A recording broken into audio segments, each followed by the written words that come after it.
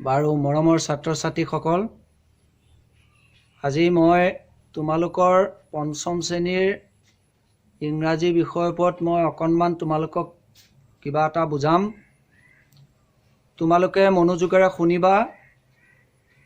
তোমালোক ভালে কুশলে আছানে বাৰু? ভালে কুশলে থাকা, ভগৱানে তোমালোকক ভালে কুশলে ৰাখক।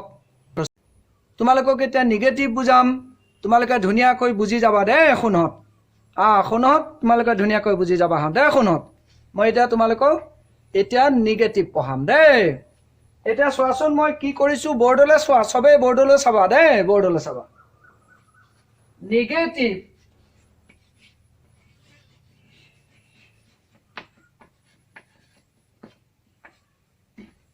ইংৰাজীত এই বাক্যটোক এই শব্দটোক নিগেটিভ বুলি কয়। ইংৰাজীত এই শব্দটোক নিগেটিভ বুলি কয় আৰু অসমীয়াত নেতিবাচক বুলি কয়। নেতিবাচক, নেতিবাচক।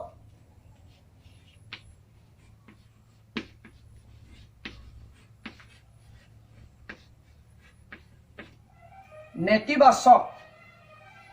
যদি আমি সেন্টেন্স শব্দটো লগাই দিওঁ, নিগেটিভৰ পিছত যদি সেন্টেন্স শব্দটো লগাই দিওঁ, সেন্টেন্স মানে বাক্য।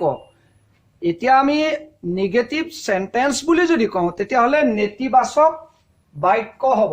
বাক্য, বাক্য হ'ব। এইটো যদি আমি নিগেটিভৰ তলত যদি আমি সেন্টেন্সটো লগাই দিওঁ, SENTENCE, এনে আমি নিগেটিভে কৰোঁ, কিন্তু এতিয়া আমি সেন্টেন্স শব্দটো যদি তাৰ লগত লগাই দিওঁ, তেতিয়াহ'লে আমাৰ নিগেটিভ সেন্টেন্স হ'ব। নিগেটিভ মানে নেতিবাচক আৰু সেন্টেন্স মানে বাক্য। এতিয়া আমাৰ দুয়োটা শব্দ মিলি পেলাই নিগেটিভ সেন্টেন্স হ'ল। নিগেটিভ সেন্টেন্স মানে নেতিবাচক বাক্য। এতিয়া আমাৰ নেতিবাচক বাক্য হ'ল। নেতিবাচক মানে কি বাৰু তোমালোকে জানানে? শুনহঁত, নেতিবাচক মানে কি জানা? যিবিলাক কথা নোহোৱা কথা। তাৰমানে আমি যিবিলাক সদায় যিবিলাক হোৱা কথাবিলাকক এফাৰ্মেটিভ সেন্টেন্স বুলি কয় ইংৰাজীত। অসমীয়াত ইতিবাচক বাক্য বুলি কয়। এফাৰ্মেটিভ সেন্টেন্স মানে ইতিবাচক বাক্য আৰু নিগেটিভ সেন্টেন্স মানে নেতিবাচক বাক্য।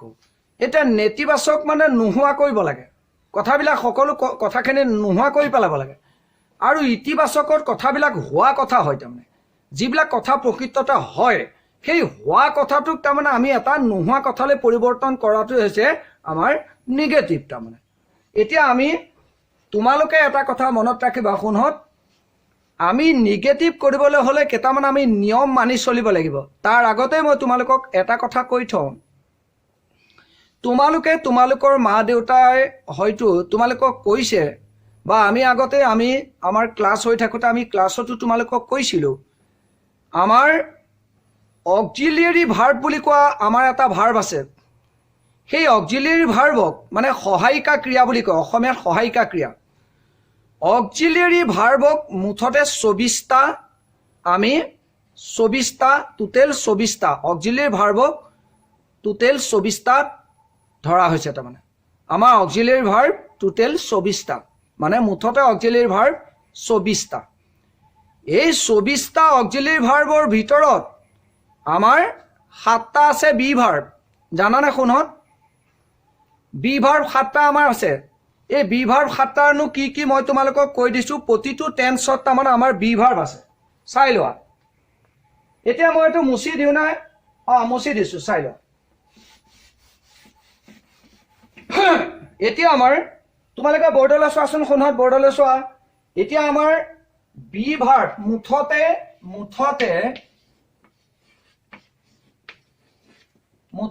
Auxiliary verb. অক্সিলিয়াৰী ভাৰ্বটো মই লিখি দিছোঁ, চাই লোৱা।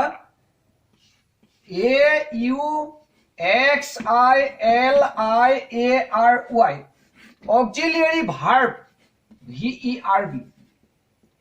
এই অক্সিলিয়াৰী ভাৰ্ব বুলিও ক'ব পাৰি, ইয়াক হেল্পিং ভাৰ্ব বুলিও ক'ব পাৰি, এনমলাছ ফিনাইজ ভাৰ্ব বুলিও ক'ব পাৰি। ইহঁতৰ 3টা নাম আছে।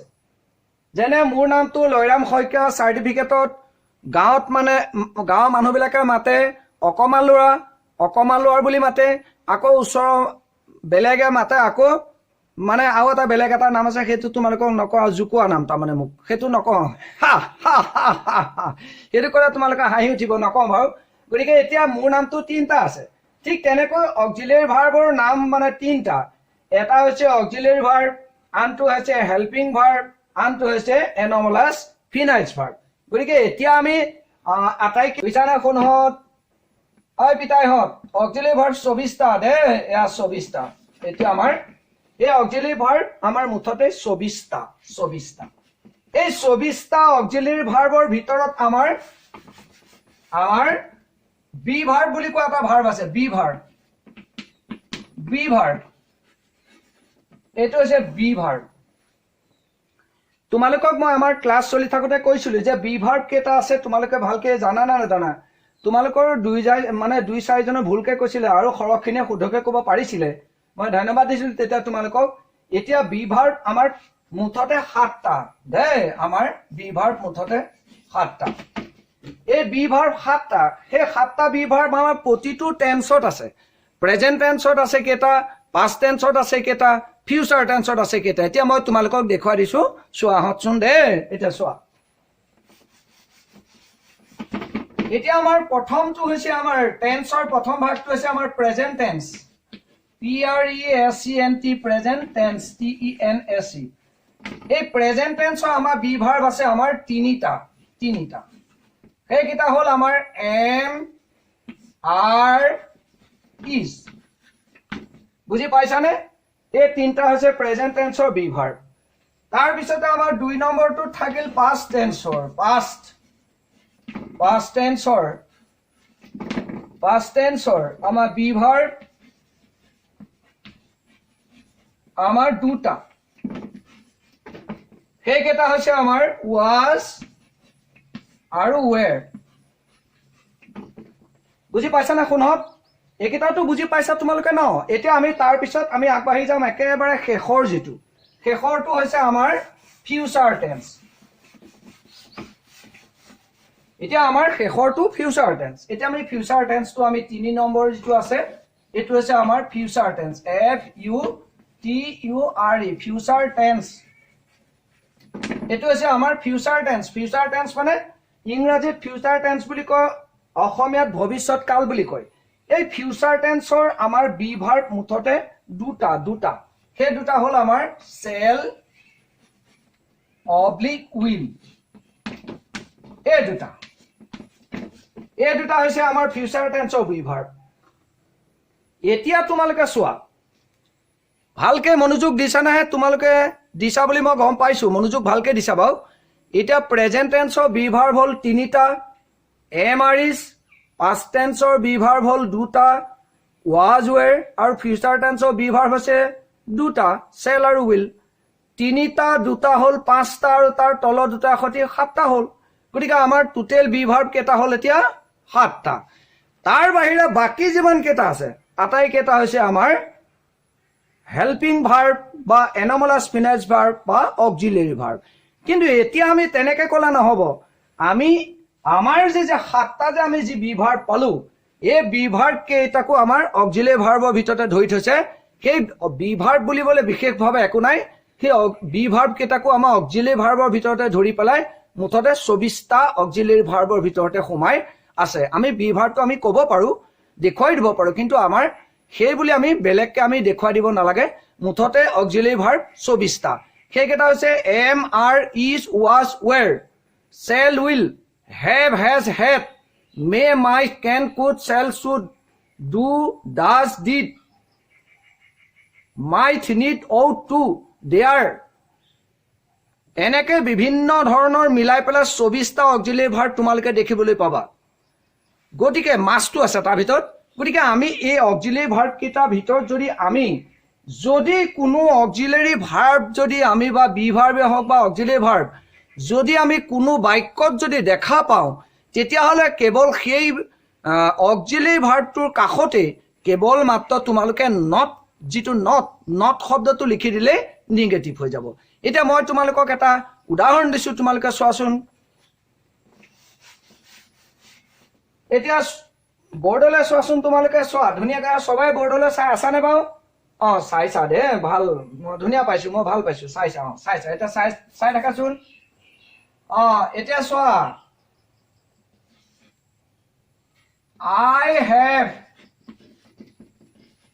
I have a blue BLUE I have a blue pen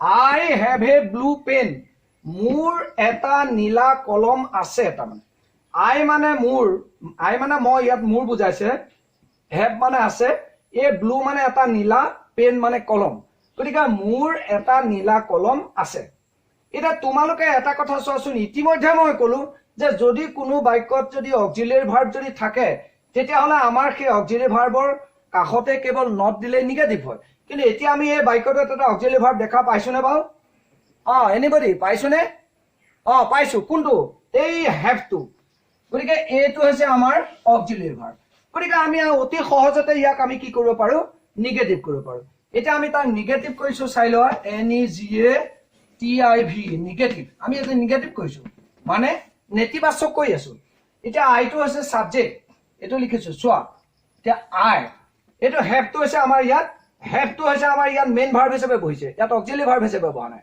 কিন্তু আমি ইয়াত হ্যাভ টু যেটো মেইন ভাৰ্ব হিচাপে আমি বহুৱাইছো কিন্তু তথাপিতো অক্সিলিয়াৰী ভাৰ্ব হিচাপে আছে গতিকে এটো হ্যাভৰ কাষত আমি নট লিখিব লাগিব আই হ্যাভ গতিকে I have not a blue pen to as object a blue pen a blue BLUE a blue pen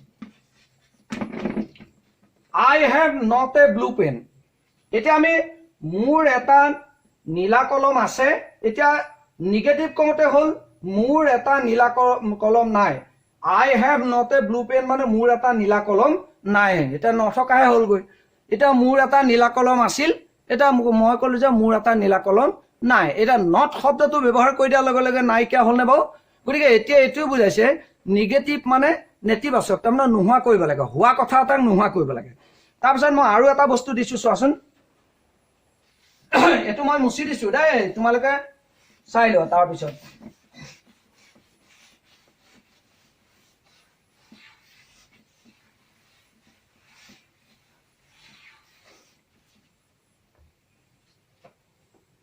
Her name is Rita. Her name is Rita. মানে তাইৰ নামটো ৰীতা মানে কথাটো হয় তাৰমানে তাইৰ যে নামটো ৰীতা সঁচাকে হয় তাৰমানে এতিয়া আমি তাইৰ নামটো ৰীতা যে হয় এতিয়া আমি মানে কি তাইৰ নামটো ৰীতা হয় না নহয় তো আমি নাজানো গতিকে এতিয়া আমি তাইৰ নামটো ৰীতা হয় না নহয় না আমি তো একো গম নাপাওঁ গতিকে তাইক এটা আমি নোহোৱা কৰি পেলাম চাই লোৱা এতিয়া হাৰ নেম ইজ ৰীতা আছিলে এতিয়া আমি তাৰ নিগেটিভ কৰিছো চোৱা হাৰ নেম ইজ নট ৰীতা ইজটো হৈছে আমাৰ বি ভাৰ্ব বা অক্সিলিয়াৰী ভাৰ্ব তাৰ কাষত আমি নট লিখি দিলো গতিকে আমাৰ হাৰ নেম ইজ নট ৰীতা তাইৰ নামটো ৰীতা নহয় এটো আমাৰ হৈ গল এতিয়া আমি কৈছো তাৰ পিছত চোৱাচোন তাৰ পিছত চোৱা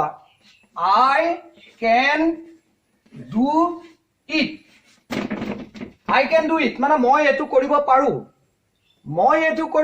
ইয়াতো আমাৰ এটা অক্সিলিয়াৰী ভাৰ্ব আছে সেইটো আছে can গতিকে আমি ইয়াত অক্সিলিয়াৰী ভাৰ্ব পিছত আমি নট লিখি দিলো তেতিয়া আমাৰ হৈ যাব I can এইখিনিতে আমি এটা কাৰসেন দি দেখুৱাইছো I can not do it হৈ গল নিগেটিভ এটো হৈ গল এটো নিগেটিভ হৈ গল এই কেনৰ কাষত আমি নট লিখি দিলো কেনটো এটা অক্সিলিয়াৰী ভাৰ্ব কৰি তাৰ কাষত নট লিখি দিলো তো নিগেটিভ হৈ গল I can do it মানে মই এটো কৰিব পাৰো বা মই এটো কৰিব পাৰিম I can do it মানে মই এটো কৰিব পাৰিম বা পাৰো গতিকে তাক যদি নিগেটিভ কৰো I cannot do it মানে মই এটো কৰিব নোৱাৰিম বা নোৱাৰো দুইটা কথা একেটাই হ'ল গতিকে এটো নোহোৱা হ'ল আগতো আছিল হোৱা আগতো আছিল এটো এফাৰ্মেটিভ বা পিছৰটো হৈছে এটো নিগেটিভ তাৰ পিছত এতিয়া আমি এটা কথা হৈছে আৰু এটা কথা তোমালোকক দেখাই দিলো চোৱা সময় মানে বহুত কমি আছে এতিয়া আমি আকৌ এটা বস্তু দেখাই দিছো চোৱা I shall do it tomorrow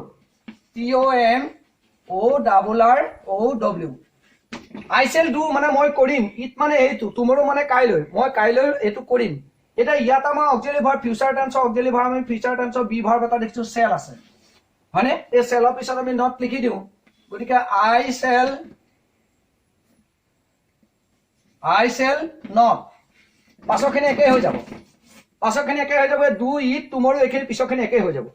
গতিকে I shall not do it tomorrow মানে মই এইটো কাইলৈ কৰিব নোৱাৰিম, এইটো কৈছে। I shall do it tomorrow মানে মই এইটো কাইলৈ নকৰিম। তাৰ পিছত চোৱা, যদি কোনো বাক্যত যদি অক্সিলাৰি ভাৰ্ব নাথাকে পেলাই যদি মেইন ভাৰ্ব থাকে, তেতিয়াহ'লে মেইন ভাৰ্বটো যদি প্ৰেজেন্ট টেন্সত থাকে, তেতিয়াহ'লে আমি কি কৰিম চাই লোৱা। যেনে I see a bird, I see a bird মানে মই এটা চৰাই দেখিছো, I see মানে মই দেখিছো, a bird মানে এটা চৰাই। এতিয়া I টো আছে সাবজেক্ট, C টো আছে মেইন ভাৰ্ব, a bird টো আছে অবজেক্ট। গতিকে এইটো আছে এফাৰ্মেটিভ, তাৰ নিগেটিভ কৰিলে কি হ'ব, মানে এইটো আমি চোৱা ইয়াত মেইন ভাৰ্ব আছে, ইয়াত কিন্তু কোনো অক্সিলাৰি ভাৰ্ব নাই। যদি মেইন ভাৰ্ব থাকে তেতিয়াহ'লে মেইন ভাৰ্বটো আমাক কোন টেন্সত আছে চাব লাগিব। যদি মেইন ভাৰ্বটো প্ৰেজেন্ট টেন্সত থাকে তেতিয়াহ'লে আমি হেল্পিং ভাৰ্ব, আমি হেল্পিং ভাৰ্বক সহায় ল'ব লাগিব, ডু অব্লিক ডাজৰ। প্ৰেজেন্ট টেন্সত ডু ডাজ থাকিব, এই হেল্পিং ভাৰ্ব ডু আৰু ডাজৰ সহায় ল'ব লাগিব। যদি সাবজেক্টটো যদি ফাৰ্ষ্ট পাৰ্সন সিঙ্গুলাৰ নাম্বাৰ হয় তেতিয়াহ'লে আমি ডুৰ সহায় ল'ব লাগিব। এতিয়া আমি ডুৰ সহায় ল'লে আই হ'ল, আই লগত আমি ডুটো লৈ আহোঁ সহায় লৈ আই ডু। তাৰপিছত নিগেটিভ কৰিবলৈ গ'লে সদায় নটা লিখিব লাগে, I do not, I do not. তাৰপিছত আকৌ কি কৰিব লাগে, মেইন ভাৰ্বটো আকৌ প্ৰেজেন্ট টেন্সলৈ পঠাই দিব লাগে। ইয়াত প্ৰেজেন্ট টেন্সৰে থাকে, অসুবিধা একো নাই। গতিকে I do not see, I do not see এইবাৰ I do not see a bird, I see a bird মই এটা চৰাই দেখিছো, I do not see a bird মানে মই এটা চৰাই দেখা নাই, এতিয়া হেতু হৈ গ'ল। গতিকে এটো আছে আমাৰ প্ৰেজেন্ট টেন্স। যদি আমি পাস্ট টেন্সলৈ যাম তেতিয়া চোৱাচোন, যদি মই কওঁ I saw, SAW, I saw a bird, বুঝা না মাইনা হত, এটো I saw a bird, I মানে মই saw মানে দেখিছিলো, a bird মানে এটা চৰাই, মই এটা চৰাই দেখিছিলো, কেতিয়া দেখিছিলো সেইবিলাক আমাৰ একো উল্লেখ নাই ইয়াত। I saw a bird মানে মই এটা চৰাই দেখিছিলো।